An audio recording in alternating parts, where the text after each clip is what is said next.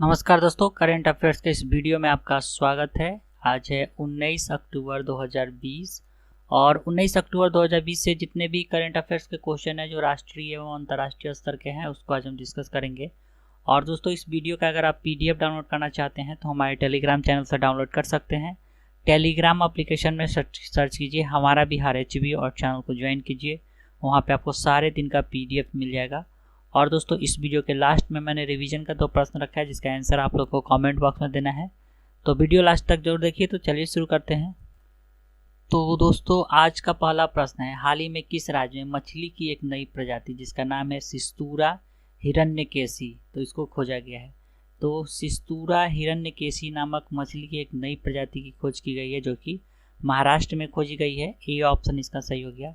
हिरण्यकेशी नदी के नाम पर इस मछली का नाम सिस्तूरा हिरण्यकेशी पड़ा है। और हिरण्यकेशी का अर्थ संस्कृत में होता है सुनहरा बाल। ठीक है। अब दोस्तों, नाम आया महाराष्ट्र का, तो चलिए इसके बारे में जानते हैं। तो दोस्तों, ये आ गया भारत का मैप और ये रहा महाराष्ट्र राज्य। महाराष्ट्र राज्य का सीमा गुजरात, मध्य प्रदेश, छत्तीसगढ़, तेलंगाना, कर्नाटका और गोवा से सटा हुआ है। महाराष्ट्र का राजकीय पशु भारतीय विशाल गिलहरी है। महाराष्ट्र का राजकीय पक्षी पीले पैर वाला हरा कबूतर। महाराष्ट्र की राजधानी मुंबई। मुख्यमंत्री उद्धव ठाकरे। राज्यपाल है भगत सिंह कोश्यारी। बॉम्बे उच्च न्यायालय है। महाराष्ट्र का उच्च न्यायालय जो है उसको बॉम्बे उच्च न्यायालय कहा जाता है। इसका स्थापना 1862 में हुआ है। बॉम्बे उच्च न्यायालय जो है दोस्तों, इसका खंडपीठ है नागपुर, पणजी और औरंगाबाद में। और बॉम्बे उच्च न्यायालय के क्षेत्राधिकार में महाराष्ट्र, गोवा, दादर नगर हवेली, दमन और दीव आता है। वर्तमान में बॉम्बे उच्च न्यायालय के मुख्य न्यायाधीश दीपांकर दत्ता है। और नागपुर जो है ये संतरा उत्पादन के लिए तथा पर्यावरण अनुसंधान केंद्र के लिए प्रसिद्ध है। साथ ही नागपुर में कपास अनुसंधान केंद्र और वायुसेना का मेंटेनेंस का अड्डा है। ठीक है। और उसके बाद वर्धा में गांधी जी का सेवा आश्रम है। नांदेड़ में 1708 में गुरु गोविंद सिंह जी की हत्या की गई थी गुल खां के द्वारा। अजंता बौद्ध भिक्षुओं के गुफा के लिए प्रसिद्ध है। और दोस्तों अजंता जो है ये गुप्त शासकों की गुफा के लिए प्रसिद्ध है। एलोरा बौद्ध भिक्षुओं के गुफा के लिए प्रसिद्ध है। दौलताबाद में 1327 ईस्वी में मोहम्मद बिन तुगलक ने राजधानी बनाई थी। औरंगाबाद जो है औरंगजेब और बीबी के मकबरा के लिए प्रसिद्ध है। तारापुर भारत का पहला परमाणु शक्तिगिरी 1972 में अमेरिका के सहयोग से बनाया गया था। ठाणे में पहली ट्रेन चली थी 16 अप्रैल 1853 को। पुणे में फिल्म विश्वविद्यालय है। सतारा में दोस्तों लॉर्ड डलहौजी ने 1848 ईस्वी में सर्वप्रथम सतारा को ही राज्य हड़प नीति के तहत अपने क्षेत्र में मिलाया था। अगर राष्ट्रीय उद्यान का बात किया जाए तो चंदौली राष्ट्रीय उद्यान, गुगामल राष्ट्रीय उद्यान, नया गांव राष्ट्रीय उद्यान, ताबोर नेशनल पार्क और संजय गांधी राष्ट्रीय उद्यान, ये सब जो है दोस्तों ये महाराष्ट्र में है। अगला प्रश्न है, हाल ही में किस देश को आर्थिक सहयोग और विकास संगठन OECD के कार्यकारी समूह गुड लेबोरेटरी प्रैक्टिस GLP का उपाध्यक्ष नामित किया गया है? तो आर्थिक सहयोग और विकास संगठन के कार्यकारी समूह गुड लेबोरेटरी प्रैक्टिस का उपाध्यक्ष नामित किया गया है भारत को। ठीक है। ए ऑप्शन इसका सही हो गया। गुड लेबोरेटरी प्रैक्टिस जो है एक गुणवत्ता प्रणाली है जिसे आर्थिक सहयोग और विकास संगठन द्वारा विकसित किया गया है ताकि यह सुनिश्चित किया जा सके कि नियामक अधिकारी विभिन्न रसायनों पर उत्पन्न सुरक्षा डाटा पर निर्भर हो सके। अगला प्रश्न है, हाल ही में कौन सी महिला wild life photographer of the year पुरस्कार जीतने वाली पहली भारतीय महिला बनी है? तो उनका नाम है ऐश्वर्या श्रीधर। ठीक है। बी ऑप्शन इसका सही हो गया। ऐश्वर्या श्रीधर के द्वारा ली गई फोटो का नाम है लाइट्स ऑफ पैशन। और ऐश्वर्या श्रीधर की फोटो ने दुनिया भर के 80 से अधिक देशों की 50,000 प्रविष्टियों में से जीत हासिल की है। अगला प्रश्न है, हाल ही में खेल मंत्रालय ने खेलो इंडिया योजना के तहत कितने राज्यों व केंद्र शासित प्रदेशों से खेलो India state centre of excellence KISCE में केंद्रों को उन्नयन करने का निर्णय लिया है? तो दोस्तों 9 राज्य और केंद्र शासित प्रदेश का चयन किया गया है इसके लिए। ठीक है। इसके अंतर्गत राज्य और केंद्र शासित प्रदेश में शामिल है आंध्र प्रदेश, छत्तीसगढ़, गोवा, हरियाणा, हिमाचल प्रदेश, त्रिपुरा, जम्मू कश्मीर, चंडीगढ़ और पुडुचेरी। अगला प्रश्न है, हाल ही में भारत ने किस राज्य में पृथ्वी 2 मिसाइल का परीक्षण किया है? तो पृथ्वी 2 मिसाइल का परीक्षण किया गया उड़ीसा में। ठीक है। डी ऑप्शन इसका सही हो गया। यह एक परमाणु क्षमता वाला मिसाइल है यह 500 से 1000 किलोग्राम हथियार ले जाने में सक्षम है।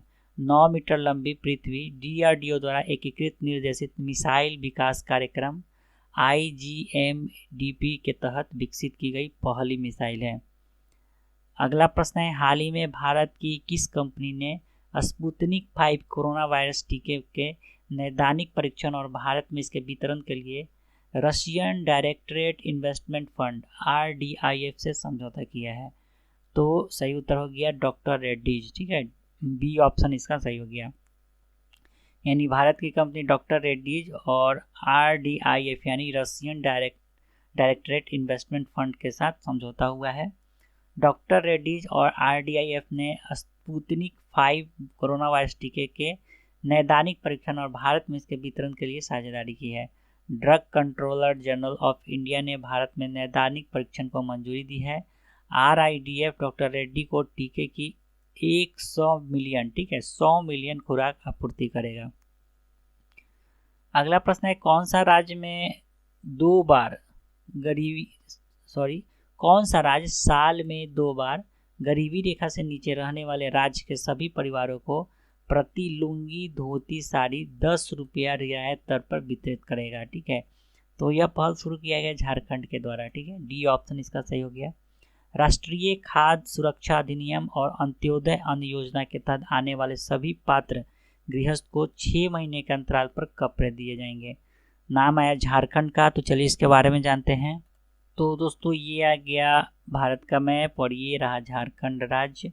झारखंड राज्य का सीमा उत्तर प्रदेश और ये बिहार, उत्तर प्रदेश और इसका छत्तीसगढ़, उड़ीसा और पश्चिम बंगाल से सटा हुआ है।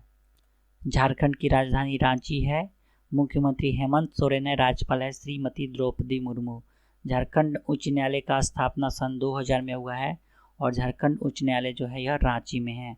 वर्तमान में मुख्य न्यायाधीश झारखंड उच्च न्यायालय के रवि रंजन है। ठीक है, और देवघर के लिए प्रसिद्ध है झारखंड। चाईबासा में सीमेंट उद्योग के लिए प्रसिद्ध है चाईबासा।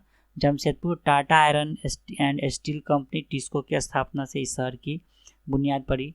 टाटा घराने की कई कंपनियों के उत्पाद इकाई जैसे TISCO, Tata Motors, Tiscon, template, Timken, tube division इत्यादि यहाँ कार्यरत है। हुंडरू जलप्रपात जो है ये रांची में है। बोकारो में रूस के सहयोग से स्टील प्लांट लगाया गया था और धनबाद में खनन अनुसंधान केंद्र है। अगला प्रश्न है, हाल ही में किस केंद्र शासित प्रदेश में माई टाउन माई प्राइड कार्यक्रम की घोषणा की गई है? तो माई टाउन माई प्राइड कार्यक्रम की घोषणा की गई है जम्मू कश्मीर में। ठीक है, सी ऑप्शन इसका सही हो गया। जम्मू कश्मीर के उपराज्यपाल मनोज सिन्हा ने नगर निगम क्षेत्र के लिए आगामी माई टाउन माई प्राइड की पहल की शुरुआत की है। माई टाउन और माई प्राइड सफल कार्यक्रम, एक कार्यक्रम था वहाँ का जो कि बहुत वो सफल रहा, तो उसका नाम है बैक टू विलेज की तर्ज। ठीक है, तो बैक टू विलेज के तर्ज पे ही माई टाउन माई प्राइड कार्यक्रम चालू किया गया है। 2 दिवसीय कार्यक्रम 19 और 20 अक्टूबर 2020 को शहरी स्थानीय निकाय में आयोजित किया जाएगा, जिसके दौरान सार्वजनिक सेवा वितरण के लिए शिविर लगाया जाएगा। अगला प्रश्न है, कौन सा केंद्र शासित प्रदेश 2021 में 50वीं वार्षिक Skal International Asia Area SIAA congress की मेजबानी करेगा? तो इसका आयोजन 2021 में किया जाएगा और 50वां संस्करण है स्कल इंटरनेशनल एशिया एरिया का और इसका मेजबानी करेगा जम्मू कश्मीर। ठीक है, ए ऑप्शन इसका सही हो गया। स्कल इंटरनेशनल दुनिया भर के पर्यटक प्रमुखों का संगठन है जो वैश्विक पर्यटन और दोस्ती को बढ़ावा देता है। इसका आयोजन 8 से 11 अप्रैल 2021 के बीच श्रीनगर के शेर-ए-काश्मीर इंटरनेशनल कन्वेंशन सेंटर में आयोजित किया जाएगा। अगला प्रश्न है, हाल ही में आई नवीनतम वैश्विक पासपोर्ट सूचकांक के अनुसार किस देश का पासपोर्ट दुनिया में सबसे शक्तिशाली पासपोर्ट माना गया है?